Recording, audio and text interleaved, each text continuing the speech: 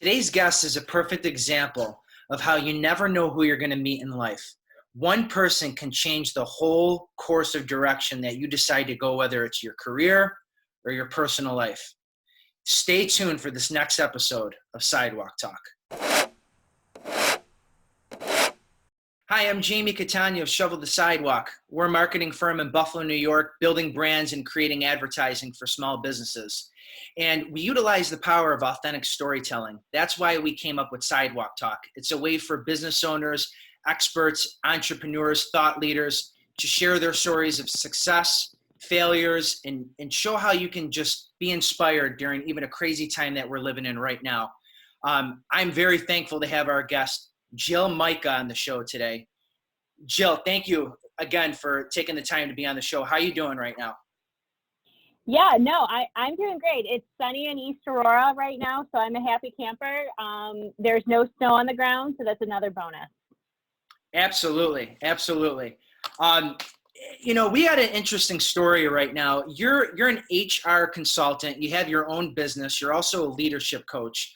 But from what we discussed off air when we first met, that wasn't actually the route that you wanted to go. You were actually hoping to do something completely different. I was hoping you would share that with the audience, like how your story began and where you're at now. Yeah, for sure, Jamie. It's definitely an interesting story, and I can get a little over the top of telling it. So please give me a cue if I'm speaking too much about the story. But when I went to school, I really didn't have a plan for what I was going to do after I graduated from college. All I knew was I really enjoyed science, biology, and I made the decision to major in that. And I really, at the time, I really didn't know what I was going to do post-graduation. There was a couple of different routes that you can go into getting a biology degree. Most people go on for their master's or they go to med school. Other people go to Roswell and work in a lab and, work with petri dishes and microscopes and slides and things like that. And I just knew with my personality that there's no way I could be stuck in a lab all day.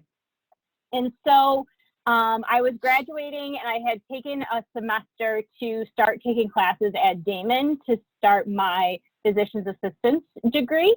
But it wasn't resonating with me, and I was really kind of not very into it. And at the same time, I was a dance teacher and a fitness instructor and a yoga teacher, and I didn't know if I was also going to pursue kind of working in a gym and being a teacher that way.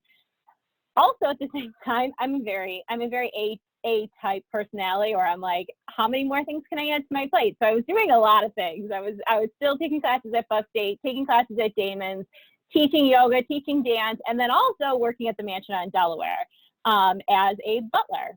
And I worked the morning shift, and one of the wonderful things you get to do as a butler at the mansion is drive people in their little Land Rover wherever they want to go. And so working there for a few months, I had developed, a relationship with a lot of the frequent people that came through traveling on business.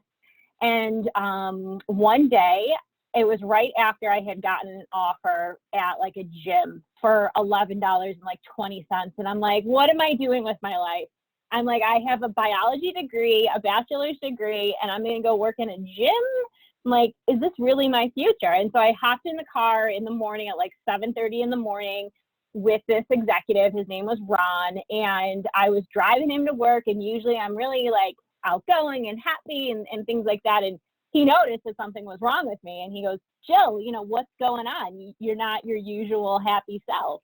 I was like, yeah, I got this offer and I just don't know what I'm going to do with my life. And he's like, wait, do you need like a job? Like you're graduating and you need like a real job now? And I'm like, yeah. And he goes, well, call this woman at this number. And he handed me a business card and he said, she'll take care of it, or like she'll meet with you or whatever. And I was like, oh, I don't really see myself at a bank. And he goes, I don't work at a bank. He goes, I'm the CEO of Synacor. And this was in 2005. And I go, oh, okay. And I really didn't know much about it. But to fast forward through a lot of the minutia, I got an interview a week later with Julia Culkin. And she was the head of HR for a 20-person company called Synacor, small little startup company in Fountain Plaza, floor 15. And she liked me and hired me as her HR generalist. And I had zero HR experience. Like I had no idea. I just knew I was going to help her out kind of, with people and things like that. And that's what I like. I like people. So I was like, sign me up. So I stayed there for about 18 months. And I call it HR boot camp. It was HR boot camp. And we grew the company to over 100 employees during my period of time there. So it's me and Julia in the HR department. George Shimon was a vice president there, and Ron Frankel was the CEO. And we just hired and developed the company and developed the culture and developed all of these policies and procedures and compensation structures. And it was all trial by fire. And I learned a great deal from Julia. Very thankful and blessed that I had the opportunity to kind of be in the right place at the right time. Now, why was I only there 18 months? Great question, Jamie. I was only there for 18 months because Buffalo is we in 2005, 2006, 2007, the startup scene wasn't what it is today. It was a lot smaller, only a few companies kind of doing startup IT stuff. And so there was another company 2 floors below Synacor on floor 13 in Fountain Plaza. That company was called Student Voice, which is now called Campus Labs. And the executives were discussing, and they're like, these guys just won the Panache Award at UB. They just got all this money, which was $25,000 at the time, not a ton of money, to start their higher education assessment company. And they really need someone to kind of help make them like a real company because they're going to be growing. And so like, Jillian can do that. Jillian, can you go work with Eric and Michael and help them, grow and develop the company just like you did at Synacor? And so then I started at Student Voice, AKA Campus Labs, with Eric Reich and Michael Wiseman. They're the founders. And I was the director of HR, came in as the director of HR, had operations and finance reporting to me. Let's take a little reality break right now, Jamie. I'm 24 years old. I have a degree in biology, and I have a couple years of HR experience. Okay, of course I can run operations, finance, and develop. I knew I could develop the HR function. So I had people reporting to me, and within a couple of weeks, we had made the decision. The controller had exited from the company, and Eric and Michael, in pure startup fashion, go, Jill, we don't need to replace this position right away. Why don't you take it over? It's AP, AR, the balance sheet, giving us P&L statements. Why don't you take it over for a little while? And then, a couple months down the road, we will hire someone. Well, that did not happen. So I worked with them for about 2.5 years, and it became this much HR and this much finance and operations.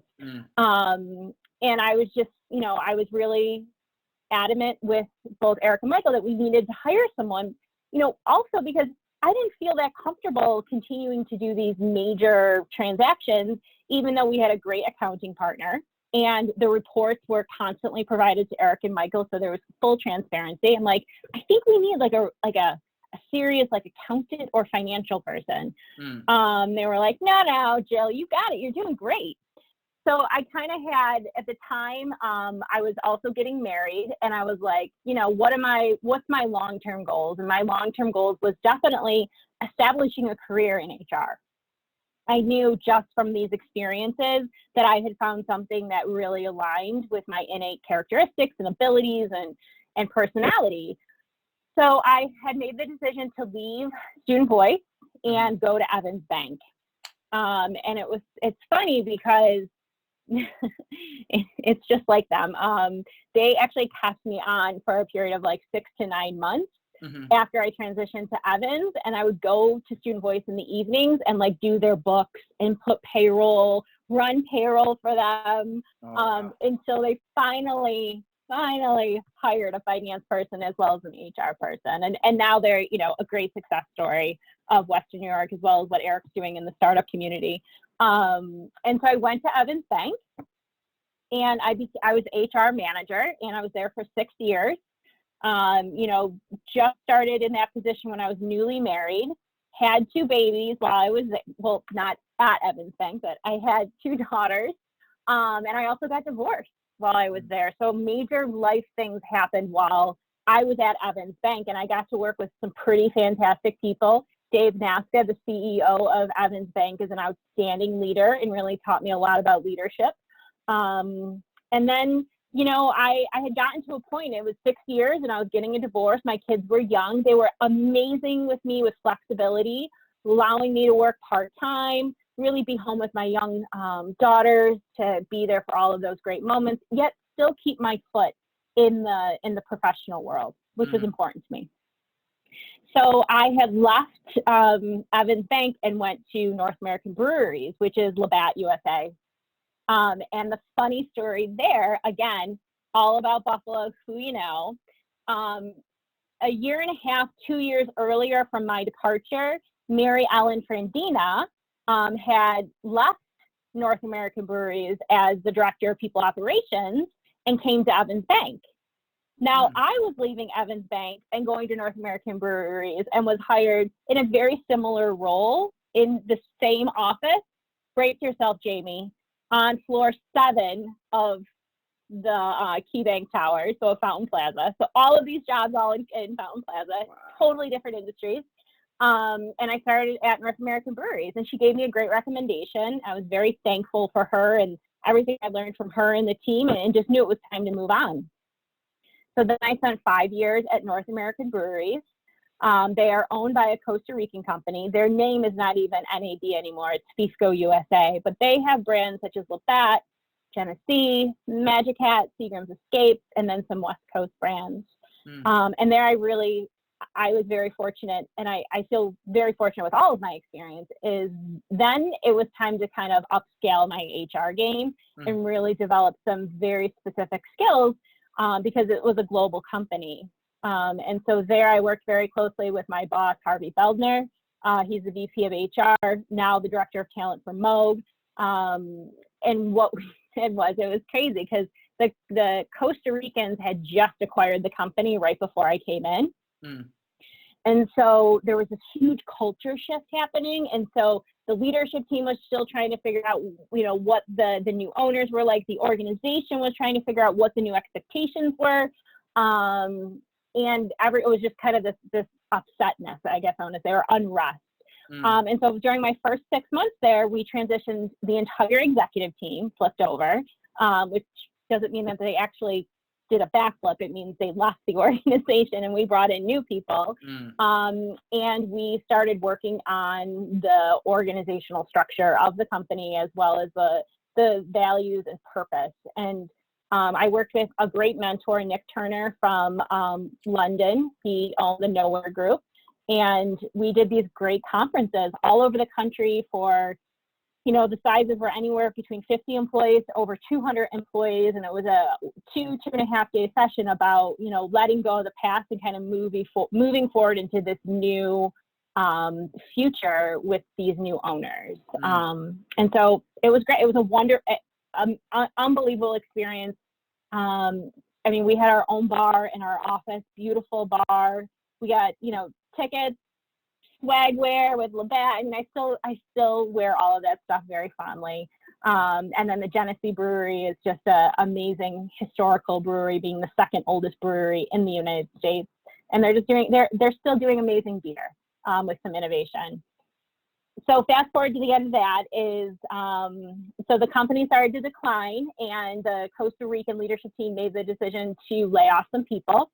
And so I was part of the leadership team facilitating the layoffs. And so in November of that year of 2017, I had laid off 11 people in the organization. And then in January of that year, 2018, I was notified that I was getting replaced by my Costa Rican counterpart in Costa Rica, which looking back on it, I think if anyone was watching my story, they'd be like, oh yeah, like that totally is the natural thing that's going to happen. Companies do it all the time. They take the leader of whoever's doing the layoffs, and then they get the message. But I was shocked. I was devastated. My heart was wrapped into the soul of what NAB was and what we created. But shortly after I was replaced, the whole executive team was replaced. I think there's one executive still there from when I was there, and that was 2 years ago. So it really, it's evolved, and it's beer. I'm not sure how much you know about the beer industry, but it is a rapidly evolving kind of industry where you have to keep up with the competition. And so from there, I was on severance, and for the first time in my life, Jamie, I was unemployed. I was devastated. I had 2 little girls. I'm divorced, a single mom. And I had a great severance package, but still, it was like, what am I going to do? I've always sought out my next position because I was running to that position, not having to find something because I was unemployed. And in pure Buffalo fashion, I met with 2 women who owned a staffing firm, and they go, have you ever thought about opening your own business? And I was like, yeah, I have, because my mentor had his own business, and I was, he was someone I really looked up to. And I said, yeah, for sure. And those women were Maggie Shea and Lauren Lewis of Staff Buffalo. And they go, great, go, let's open HR Buffalo. And it's going to be a branch of Staff Buffalo, like a subsidiary. Okay. And they were just absolutely incredible to work with. Staff Buffalo is a premier recruiting firm in Buffalo, does fantastic recruiting. And I was there for about 7 months, I want to say. And emotionally, and mentally, I don't think I was prepared for what it was going to take to kind of launch this organization. I didn't realize that, I'd be going from this really nice salary and all these benefits that I had with a corporate organization to now whatever I bought, I got. Whatever invoices I sent out, that's how I got paid. So it started off very positive and very, very energetic and a lot of momentum. And then the reality kind of set in, and I just didn't feel like I was clicking, like it was working. And so in another pure Buffalo fashion, one of the executives that I worked with at Evans Bank called me up and said, hey, I need some HR help. Can you help me? And I said, let's go grab a cup of coffee, and kind of fast forward through a lot of meetings and discussions and things like that. In the fall of that year of 2018, I started as the Chief Human Resources Officer at Cornerstone Community Federal Credit Union. A lot of syllables there. And I know, right? And it was an amazing opportunity. I live in East Aurora. The headquarters are in Lockport. I was like, sure, I can drive an hour every day and only see my, 6 and 8 year old like for 45 minutes a day. I had a fantastic nanny that helped me. And it really was a huge fish out of water situation for me, because I had come from beer, and banking was, community bank was a little bit in my past, but this was a credit union, which is different from a bank, a commercial bank. It was also a unionized workforce, which was very different from what I had worked with. I had some familiarity with the union environment from the Genesee Brewery, but nothing from an administrative standpoint. And so spent about 8 months there, and many days in Eric's office saying, I don't think I'm the person for this role. I'm a big innovator, pushing the boundaries, pushing the status quo, wanting to do things differently. And this was just an organization that had worked so great for so many years, being the largest credit union in Western New York. That disruption was not what they were looking for. And so we made the decision to separate, and last May I left, which is incredible because I'm looking at the calendar and it's April, it's almost a year. Wow. And I took the summer off and did a bunch of soul searching of what I wanted to do. And Jamie, it kept really coming back to, I want to help companies grow. I love startup companies. I know what makes them tick. I know how you can really, get a workforce to do anything for you. I know what it takes. And so I decided to open my own business and go out on my own and work with startups and small and emerging businesses. And that, my friend, brings me to today. That's amazing. It's a perfect example of how you never know who you're going to meet in life. This one person who happened to be the CEO of a company completely shifted your whole career. I mean, it's amazing. And you went with it. You went through your challenges. And for anybody listening right now, you gotta step into that fear zone. And I was told that a long time. And it's like, you gotta just embrace what's unknown out there. And you did that, and look at you now. You're in an entrepreneurial role now. You're your own boss, and you didn't steer away from your values. You said you always liked people, so it ended up being your career is still dealing with people. And right now, granted, I was doing the respiratory system with my kids this morning during homeschool, which all my college books are still very near and dear to my heart. And they're wondering, like, why the heck do you have these books? They're not business related, but I'm like, I just couldn't give them up.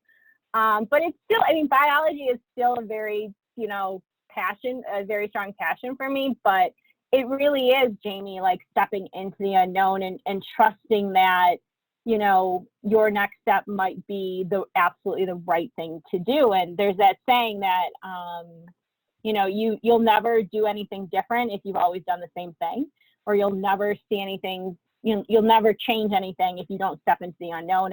And those really resonate with me as a person that, like, you got to trust, you got to have a level of trust out there that, there's a plan out there for you, or there's some universal, influence there to really help you grow, not only as a professional, but as a person. Absolutely. Absolutely.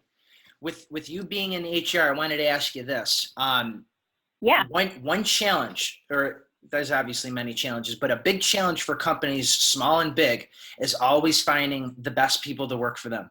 We were dealing with the tightest job market in any of our lifetimes. Anybody that's alive right now, we never experienced a tight job market like how it was. And in the course of a month, that all flipped. We're at record low unemployment. I'm curious to know, this is just, your opinion on it.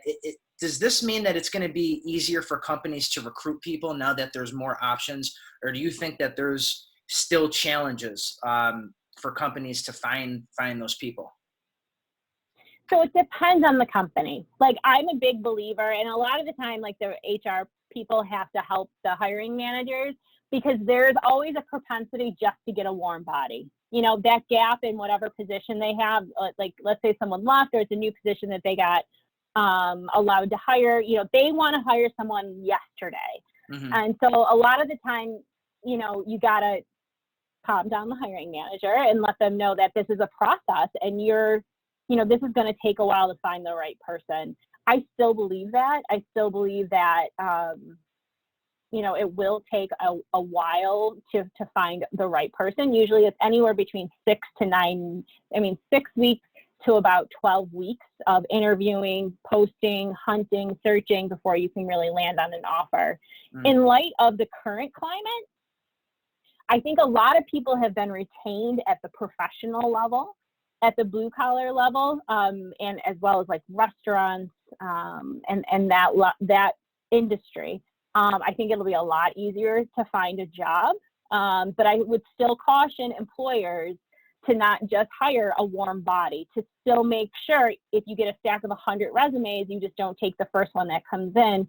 Really look to see what are the absolute necessities that this person has to have, and then what are the nice to have. It's not required, but I'd like this person to have this skill, this personality trait, or ability to do, not to have, it's a want, to make sure that they're really going to fit in with your organization. Because the other thing you don't want to do is take all that time finding someone, onboarding them, and then have them not work out and having to start this process all over again. So employers may jump to just trying to get people in there, but I'd encourage them to pause and really take the time to find the right people.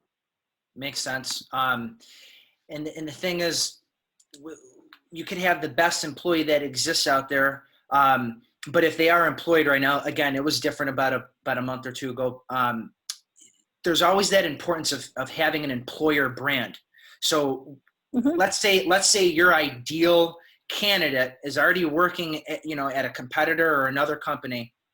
If they don't know about you, if they don't know that you exist, you're not going to be able to really get there. You could throw all the different tools out there, to whether it's LinkedIn and Monster, all the different tools out there. But if you're not investing in your employer brand so that people have an idea of what you're about, what the culture is about, what it's like to work there, you'll never have them. How do you think companies are going to adapt to this with this changing time, with how many people are available out there? Do you think that it's still going to be at the top of the priority list to have an employer brand? Yeah, and I mean, now is not like, if you don't have an employer brand now, you're late to the show. Because what's happening now with companies is they're really demonstrating their employer brand to a different level, which is compassion, empathy, trust with their employees, concern for the community, which is all part of an employer's brand. How does this employer treat their employees? How is the employer represented in the community? What are they doing? What are the benefits with working for this company? And I think for a lot of organizations, this is really showing their true colors.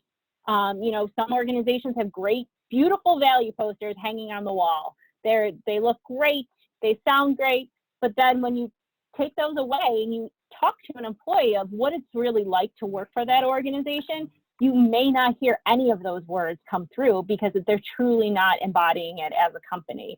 So the employer brand is a really important piece. If you don't have a well-established employee brand, I would say get on it, and that you can start developing those things from your core values and your purpose and mission of your organization. What you post on LinkedIn, what you post on Facebook, what your employees post on LinkedIn or Facebook about your company is all part of your brand, as well as your website. How do you want people to feel when they go to your website? How do you want people to feel when they go to that careers tab and click on it and read about your company?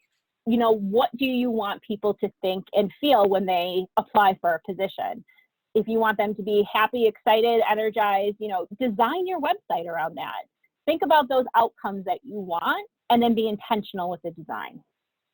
I love it. That makes perfect sense. And the only other thing I'll add is maybe utilizing the power of storytelling and sound, so that 100%. You want to know what it's like to work there. It's one thing if you're hearing it from the executive team, leadership. You want to know what it's like to be on the front lines. You got to hear it from the employee's mouth. Jillian, thank you very much for being on the show. I appreciate you taking the time to be on it. If there's anybody out there that has a story to share, please reach out to us at shovelthesidewalk.com. There's a section on the website under podcasts where you can fill out a form. We'd love to have more people share, stories of inspiration and motivation, especially during these times. You can stream all of our podcasts on Sidewalk Talk by visiting YouTube, Spotify, Apple Podcasts. Jillian, thank you again for being on the show. Thanks for listening, everybody. Thank you for having me. My pleasure. And this has been Sidewalk Talk.